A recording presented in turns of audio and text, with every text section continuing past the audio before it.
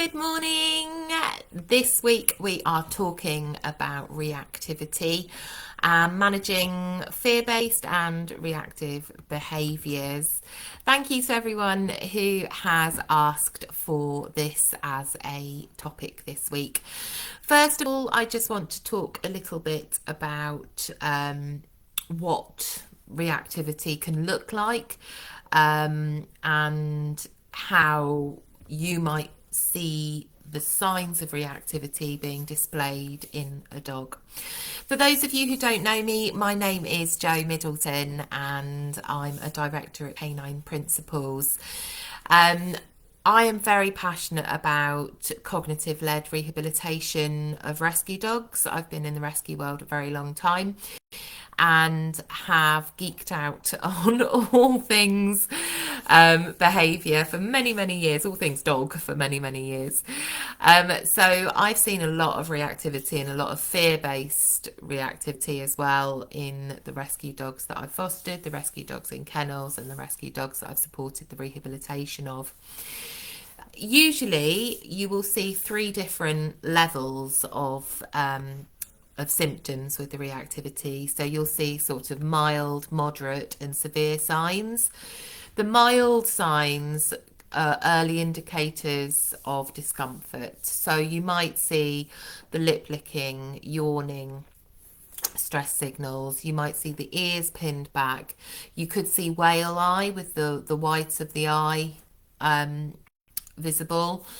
You might see a tucked tail. You could see pacing, restlessness, or maybe avoidance behaviours. So they might turn away, they might try to leave a situation and take themselves somewhere where they feel more safe.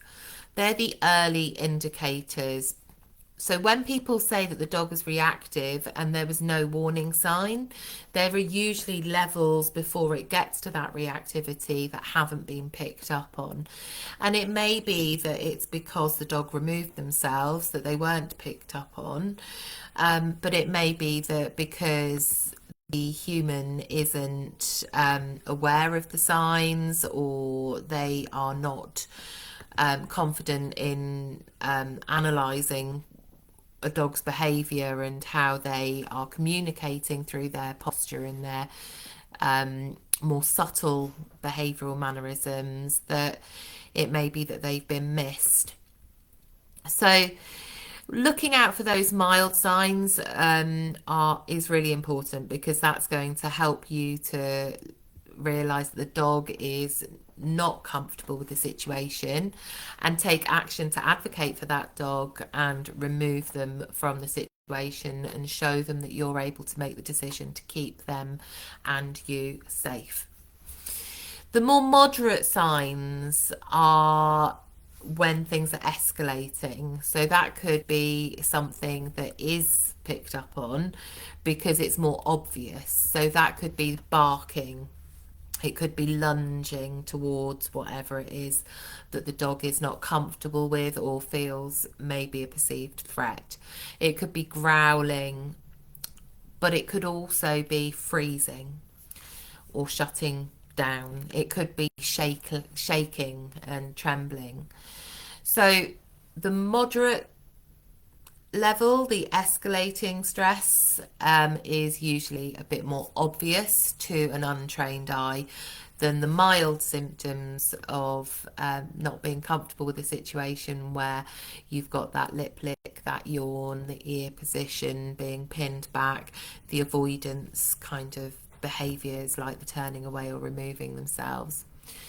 So that's the mild and the moderate levels. The high level is the fear response. The high level is the snapping, the biting, or sheer panic at escaping from a situation.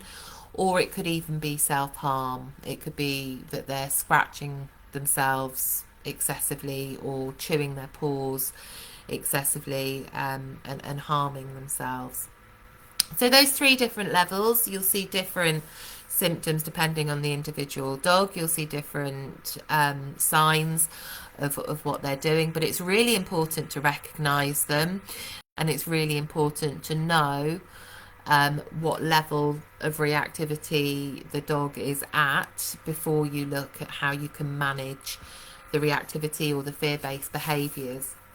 What's really important to point out, as with everything with dogs, is that each dog is an individual and every situation will require patience and understanding, but predominantly consistency. That consistency really is the key to making a difference in helping that dog to manage their behaviours, but also for the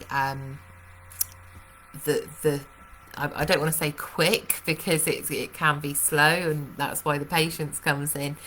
But for as quickly as possible for that individual dog to have that reactivity or that fear-based behaviour managed. One of the areas that I would recommend that you do is to create some sort of management plan which is based around identifying the triggers. So you're really observing the dog and identifying what causes that reactivity or that fearful response. So it could be that it's other dogs, it could be that it's loud noises, it could be that it's people that they don't know. Once you've identified those triggers, you can then create some sort of plan to really minimize the exposure that that dog has got to those triggers whilst working on managing the behaviors. So for example, if the dog is reacting to other dogs out and about, walk in quieter areas and gradually increase the exposure, but do it from a safe distance. We want to be able to look at desensitization and making sure that things are done in a way that doesn't put the dog under the pressure that they feel that they need to react, and they have no other choice but to react. So we want to gradually expose dogs to their triggers, but at really low intensity. So you're really far away, or the sounds that are triggering them are really quiet. And you're going to pair that experience with some sort of positive reinforcement, like treats or praise or favourite toy. But what we want to be looking at is what is a high value motivator for that dog as an individual. So for example, for one dog it could be a squeaky toy is a really high value motivator. For another dog it might be a bit of chicken. It's different for the different dogs. Some dogs will have a toy that they absolutely adore and will do anything for, whereas other dogs, they couldn't care less about that toy. We want to make sure that the timing is crucial and really on point. So it could be that you look at how you could click a train in the house where there are no perceived threats, or nothing that the dog is reacting to in the home environment, and you work on click reward. Obviously it's not as easy as just click reward. You need to build up to it gradually and make sure that you do your research around clicker training before introducing it. But once you are able to mark the behaviour in a timely manner that you want to see, it's going to really help them to remain calm in the presence of a trigger once they realise that when they're calm or they're displaying the behaviour, the positive behaviour that is desired, they're getting that reward. You might want to consider teaching alternative behaviours. So for example, look at me or touch. So for my dogs, we do touch, and we have a touch point where we touch in, and I put my hand out, and it's literally like touch, and they love it. It's a bit of a game that we build. So as soon as they come in, we work on touch, and we also work on ready. So we do ready, steady, and treat release for them to catch. At first it usually bounces off the forehead. But they get used to the word ready being associated with something really fun. So it might be that you've got your own way of doing that, but for us that's what we find works with our foster dogs and with our own dogs as well. practicing those behaviours regularly, building the confidence and having fun in a no pressure environment where there isn't anything for them to react to. The other one that we find works really well is a find it game, where we've got the high value treats, and we put them, so for example, I will throw one where it's obvious for the dog and say find it, and then I'll throw it somewhere else and say find it, find it, find it, and you gradually build up to it being a harder place for them to find. And for example, Charlie, when he first came to us, was really reactive to vehicles, and wanted to chase vehicles, whether it was a tractor, whether it was a double-decker bus, whether it was a car, whether it was a moped. He wanted to chase and was really barking and reactive towards them.